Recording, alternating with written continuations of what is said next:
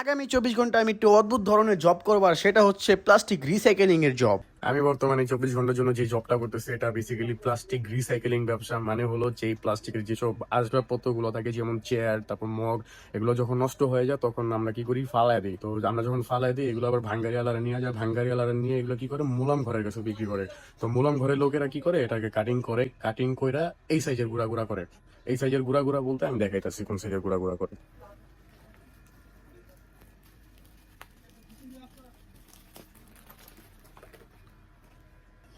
এই সাইজের গুঁড়া গুঁড়া করে, এই সাইজের গুঁড়া গুঁড়া করে ওরা আমাদের কাছে সেল করে। মানে আমাদের বলতে আমি বর্তমানে যে জবটা করতেছি এইখানে সেল করে।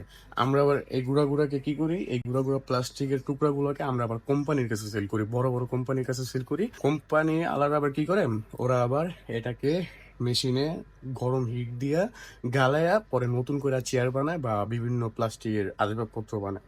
তো জিনিসটা হইতেছে প্লাস্টিক রিসাইকেলিং এর জব। আমি বর্তমানে 24 ঘন্টার জন্য এই জবটাই করতেছি, আর দেখতেছি এই জবটা করে মানে কিরকম একটা এক্সপিরিয়েন্স পাওয়া যায়।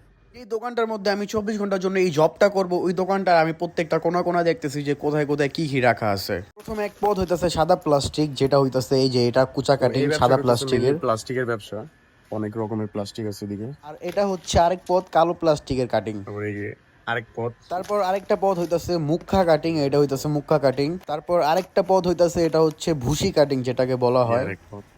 আরেকটা হচ্ছে পলিথিন টাইপ কাটিং। এখানে বিভিন্ন শ্রেণীর লোকেরা কাজ করে, যেমন এক শ্রেণী হচ্ছে মাথায় করে বস্তা উঠে আর টালিতে রেখে এক জায়গা থেকে আরেক জায়গায় দিয়ে আসবে, আরেক জায়গা থেকে এই জায়গায় নিয়ে আসবে, ওদের কাজ হচ্ছে এটা। আরেক শ্রেণী হচ্ছে যারা কিনা সেল করে, যেটার মধ্যে আমিও পড়তেছি বর্তমানে, যে আমি জব করতেছি।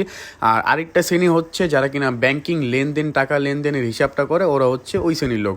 তো টোটাল এখানে অনেক শ্রেণীর লোকই কাজ করে। সকাল থেকে আমি সেল করার চেষ্টা করতেছি, কিন্তু কাস্টমার আসে, আইসা আমার প্লাস্টিকগুলো দেখে, দেখা রেট যাই না, দাম শুই না, আবার চলে যায়, কিন্তু কেউ নিতেছে না এখনো।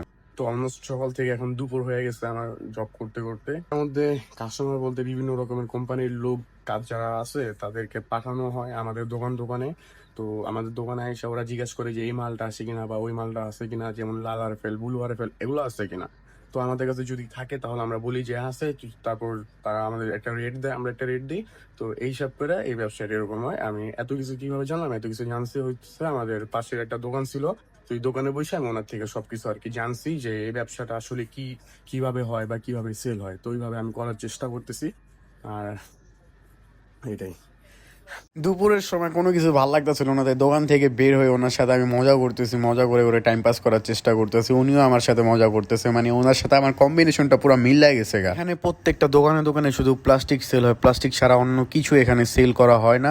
এখানে যে প্লাস্টিকের সেই ছোট কুচা কাটিংগুলো আছে ওইগুলোই সেল করা হয়। অলমোস্ট বিকেলের দিকে এক কোম্পানির লোক আমাকে কল দিয়ে বলে আমাদের যে প্লাস্টিকগুলো ছিল সেই প্লাস্টিকগুলো স্যাম্পল নিয়ে ওনার কাছে যেতে। যে প্লাস্টিকের স্যাম্পলগুলো ছিল সেগুলোকে একটি পলিথিনের মধ্যে করে ওনার কাছে আমি দিয়ে আসি। এখানে একটি কাস্টমার আমাদের দোকানে আসে, আমাদের দোকানে এসে আমাদের বিভিন্ন প্লাস্টিকের যে মালগুলো আছে ওগুলো খুঁটিনাটি করে সবগুলো দেখতেছে, মানে ওনার পছন্দ মতো। আর ওনাদেরকেও আমরা দেখাইতেছি আমাদের প্লাস্টিক মালের সব খুঁটিনাটি হাত দিয়ে চেক করে দেখতেছে যে মালটা ভালো নাকি খারাপ, সবকিছু একসাথে দেখতেছে কোয়ালিটি সহ। কাস্টমার দেখা গেল মাল, তো দেখি কিনে কিনা, মানে বেচাটা অনেক কঠিন। মানে মাল খারাপ হইলে আর কি কাস্টমার কিনে না। তো কাস্টমার দেখা গেল, অনেকগুলা মালই কাস্টমার দেখা গেল।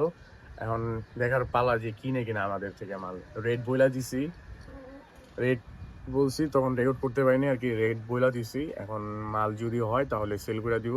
আর এটার মধ্যে একটা ঝামেলা, এই ব্যবসাটা ঝামেলাই যে সহজে কাস্টমার পাওয়া যায় না। বিকেলের টাইমে ওনার কোনো কাম ছিল না, তাই উনি আমার সাথে এসে বইসা কথা বলতে থাকি, এদিক দিয়ে আমরা টাইম পাস করি।